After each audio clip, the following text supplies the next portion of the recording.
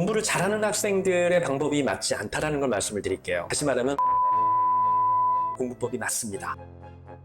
안녕하세요. 성향병을 공부법 연구소 소장 김정훈이라고 합니다. 많은 아이들은 다 공부를 잘하고 싶어 합니다. 그런데 어떻게 해야 될지 모르는 아이들도 있고 자기가 원하는 대학이라든지 본인이 원하는 직업, 그 부분에 대해서 저희가 아주 시원하게 해법을 알려드리겠습니다. 자녀분들을 키우는 우리 학부모님들이 강연이라든지 컨설팅을 하다 보면은 우리 아이는 공부를 이렇게 열심히 하고 학원도 많이 다니고 과외도 많이 시키는데 왜 성적이 안 오르냐고 굉장히 답답해 하시는 분들이 계세요. 그분들이 보시면 굉장히 좋을 것 같고요. 우리 아이가 자기주도 학습을 잘했으면 좋겠는데 어떤 순서로 이걸 진행을 해야 되고 어떤 방법으로 해야 되는지 구체적으로 이 부분을 잘 모르시는 분들 아마 첫 단추가 될 수도 있어요. 공부라고 하는 이 부분도 사실은 자기마다 각자 가지고 있는 고유한 학습 그런 성향이 있거든요. 그 성향을 알면 실제로 공부를 할 때 굉장히 쉽고 편하게 시작을 할 수가 있는데 단지 공부 잘하는 사람의 공부법이 가장 좋은 것처럼 생각을 하고 오해를 합니다. 그러다가 못하죠. 실망하죠. 그리고 몇 번 따라 했다가 가랑이 찢을 정도로 힘들다고 막 이렇게 얘기할 정도로 많은 아이들이 힘들어하는데 실제로 자기 성향에 대해서 알고요.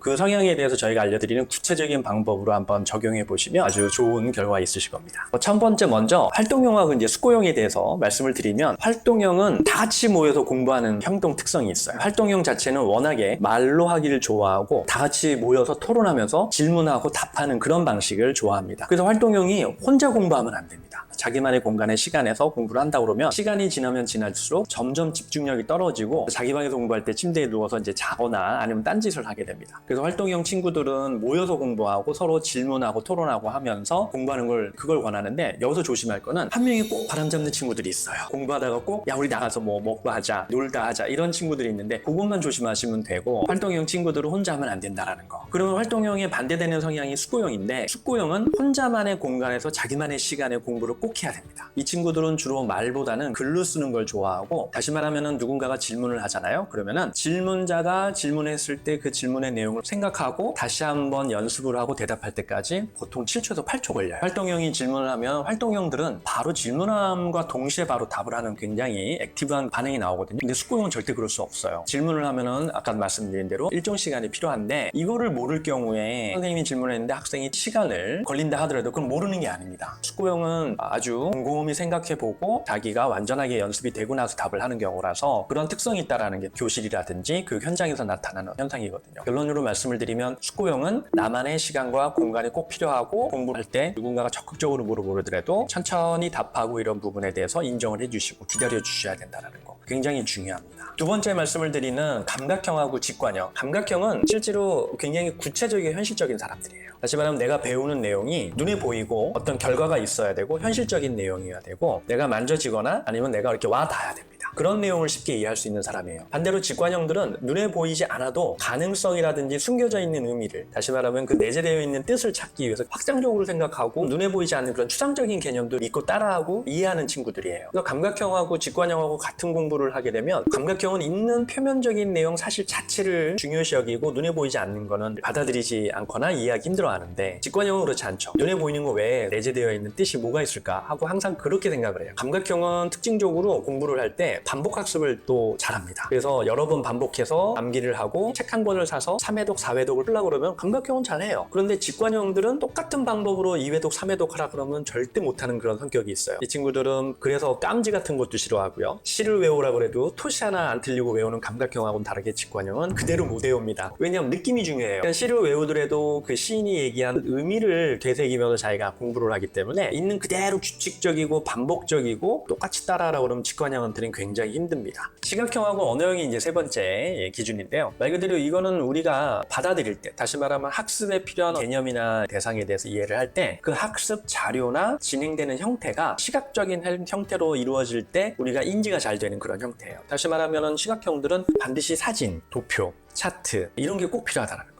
그런데 언어형은 말 그대로 시각적인 이미지가 아니라 텍스트 중심으로 이루어집니다. 주로 말로 이루어지는 수업에서도 무리 없이 따라가요. 저희가 데이터를 내보면 시각형들은 반드시 그림이나 사진을 먼저 보고 이해한 다음에 글을 읽습니다. 그런데 글감으로 위주로 선호하는 언어형들은요. 글감으로 된 텍스트를 보고 이미지는 안 봐요. 대한민국에서 공부를 한다. 어떤 유형이 더 유리할까요? 시각형일까요? 언어일까요? 언어형이죠. 맞습니다. 시각형 멘토들한테 한번 물어봤거든요. 어떻게 해서 시각형인데 글감을 좀 이겨낼 수 있냐? 라고 라고 물어봤더니 지문으로 되어 있는 거를 시각적으로 내가 알 수 있도록 구조화시키는 작업을 꼭 했다고 그러더라고요. 핵심이 되는 주제 문장에는 반드시 가로를 치거나 밑줄을 치거나 형광펜으로 네모를 치거나 나만의 시각화하는 작업이 반드시 필요해서 여러분들한테도 꼭 부탁드리는 건 내가 시각형이다. 텍스트를 구조화시키는 작업은 반드시 해야 되겠더라고요. 그리고 네 번째, 순차형하고 총차형에 대해 말씀을 드리자면 순차형은 사고 구조가 하나부터 처음부터 이렇게 따박따박 순서대로 가는 거를 선호하는 친구입니다. 이 친구들은요, 넘나드는 걸 너무 싫어하고요. 그 자체를 이해를 못해요. 그래서 공부도 그렇고 책도 그렇고 읽을 때 처음부터 어떤 개념에 대한 내용도 앞에서부터 천천히 순차적으로. 근데 총체형은 또 그렇진 않아요. 총체형의 기질적 특징이 뭐냐면 이 친구들은 전체적인 모습이 본인이 알 때까지 전반적으로 먼저 훑은다라는 게 특징이에요. 다시 말하면은 뭐 앞문으로 갈지 뒷문으로 들어갈지 상관없어요. 전체가 윤곽이 다 나오고 나서 어느 정도 다 살펴본 다음에 어느 정도 이게 좀 보여. 그러면 그때부터 자기가 선호하는 거를 선택해가지고 피킹해서 공부를 할 때도 그렇고 서로 연결짓는 행동을 하더라고요. 부모님이 나는 어떤 유형이고 우리 아이가 어떤 유형인지를 알아야 맞춰서 대화를 할지 아니면 우리 아이에게 도움이 되는 방향에서 이거를 어떻게 접근을 할지 이게 가장 중요한 포인트라고 볼 수 있습니다. 갈등의 소지가 있고 말싸움을 하거나 내가 맞다 네가 맞다라고 해서 갈등을 이제 일으키는 초등학교 5학년 6학년서부터 쭉 가다 보면 고등학교 2학년 3학년 될 때까지 그 패턴이 그대로 갑니다. 근데 그게 한쪽이 예를 들어서 아이가 부모님의 말을 듣고 납득을 해서 부모님이 얘기하는 거를 수긍해가지고 아이가 바뀌었냐,